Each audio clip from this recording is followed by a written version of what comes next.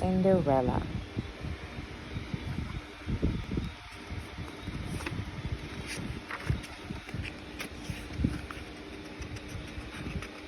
Once upon a time, in a far-away kingdom, there lived a widowed gentleman and his lovely daughter, Ella.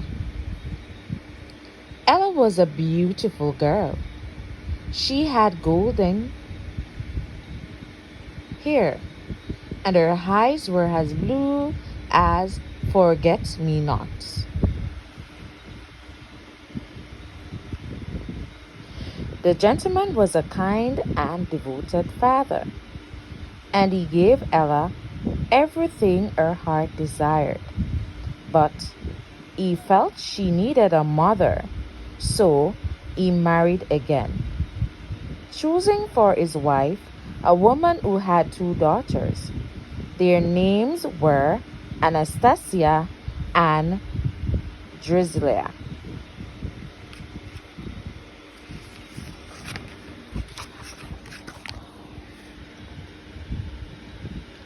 The gentleman soon died. Then the stepmother's true nature was revealed. She was only interested in her mean, selfish daughters. The stepmother gave Ella a little room in the attic, old rags to wear, and all the hard work to do. Soon everyone called her Cinderella, because when she cleaned the fireplaces, she was covered with cinders.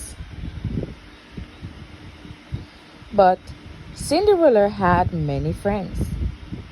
The old horse and Bruno the dog loved her. The mice loved her too. She protected them from her stepmother's nasty cat, Lucifer. Two of her favorite mice were Gust and Jack. Cinderella was kind to everyone, even to Lucifer, but Lucifer took advantage of her kindness.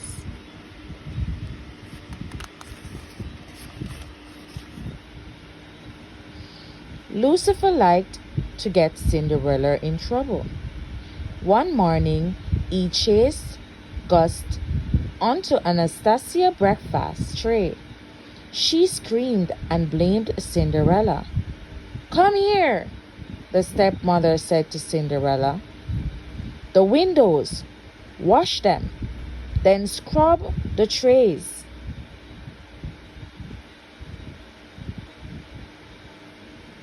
"Sweep the hall, and of course, there's laundry." In another part of the kingdom, the king was worrying about his son. "It's high time he married and settled down," he told the Grand Duke. "But sir," said the Grand Duke, "we must be patient." "No buts about it," shouted the king. "We'll have a ball tonight. It will be very romantic. Send out the invitations."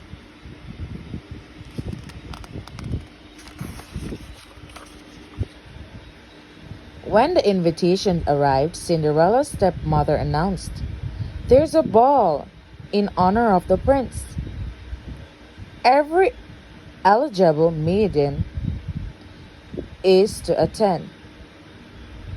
"That means I can go too," Cinderella said. "Well, I see no reason why you can't," the stepmother replied with a slave smile. "If you get your work done, and if you can find something suitable to wear." Cinderella had hoped to fix her old party dress, but Anastasia and Drusilla wanted her to help them instead. The stepmother kept her busy too. Cinderella worked all day long. When she finally returned to her little attic room, it was almost time to leave for the ball, and her dress wasn't ready.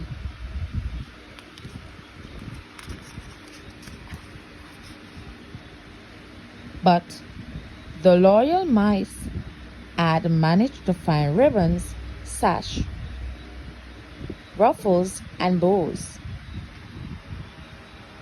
Fast asleep. The mice had sewn them to her party dress, and it looked beautiful. The stepsister shrieked when they saw Cinderella. "There's my ribbon! That's my sash!" They tore her dress to shreds. "Come along now, girls," said the stepmother, and they left Cinderella behind.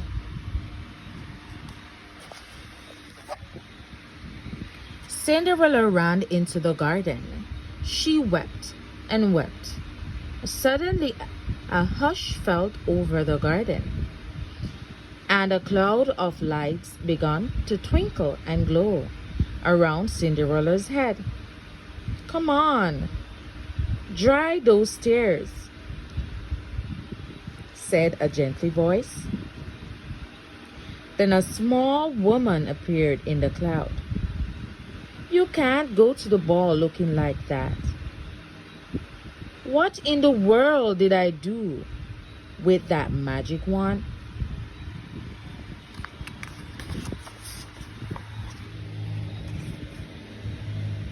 "Magic wand?"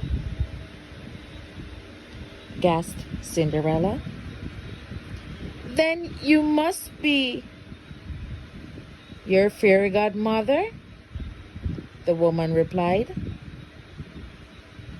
pulling her magic wand out of thin air. "The first thing you need is a pumpkin." A cloud of sparkles floated across the garden. A pumpkin rose up and swelled into an elegant couch.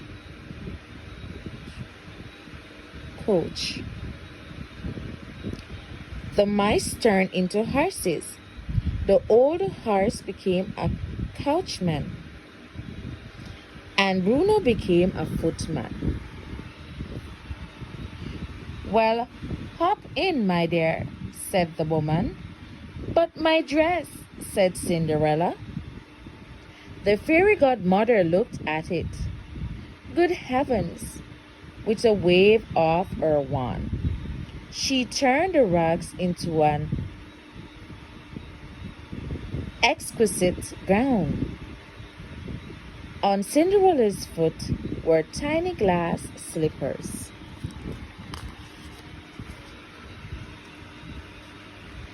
"You'll have only till midnight," the fairy godmother said. "At the strike of 12, the spell will be broken, and everything will be as it was before." Cinderella promised to leave the ball on time. Then, under a shower of magic sparkles, she stepped into her coach and was swept away to the palace. When Cinderella arrived at the ball, the prince was yawning with boredom. Then he caught sight of her. Ignoring everyone, the prince walked over to Cinderella. He kissed her and asked her to dance. They soared off across the ballroom. The prince didn't leave Cinderella's side all night. They danced every dance together. As the light dimmed and sweet music floated out into the summer night, Cinderella heard the clock begun to chime. "Oh goodness," she gasped. "It's midnight. I must. Goodbye." "Wait, come back," called the prince. I didn't even know your name. Cinderella hurried down the palace step. In her haste, she lost one of the glass slipper, but she had no time to pick it up. She leaped into the waiting coach. As soon as the coach went through the gate, the magic spell was broken. Cinderella found herself standing by the side of the road, dressed in her old rags. On one foot, she still wore a glass slipper.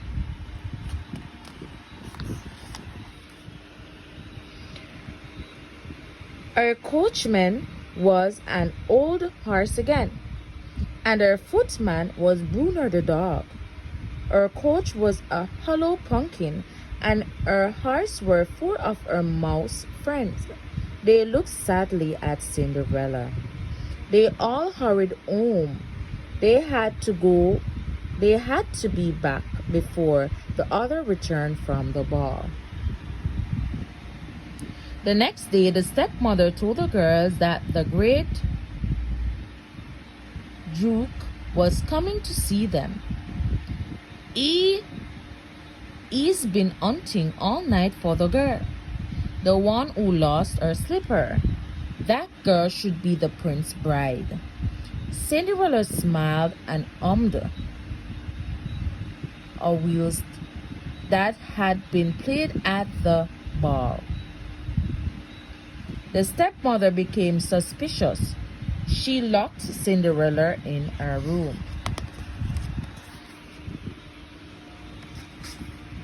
Gus and Jack had a plan to help Cinderella.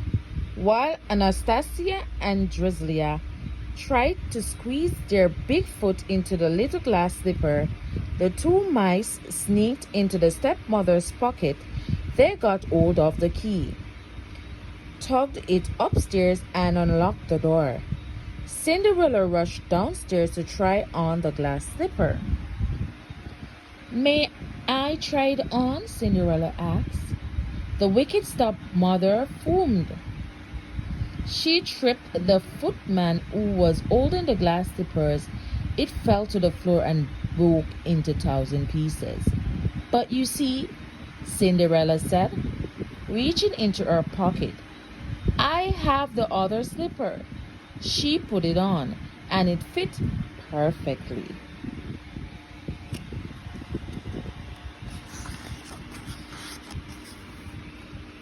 From that moment on, everything was... Oh my, this phone is dying. From that moment on, everything was a dream come true.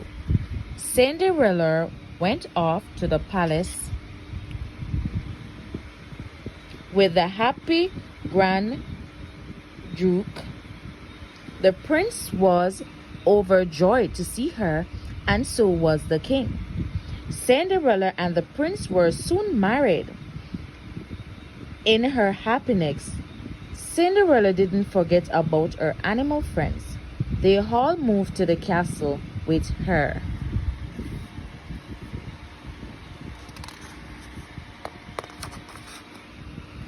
Everyone in the kingdom was delighted with the prince's new bride, and Cinderella and the prince lived happily ever after.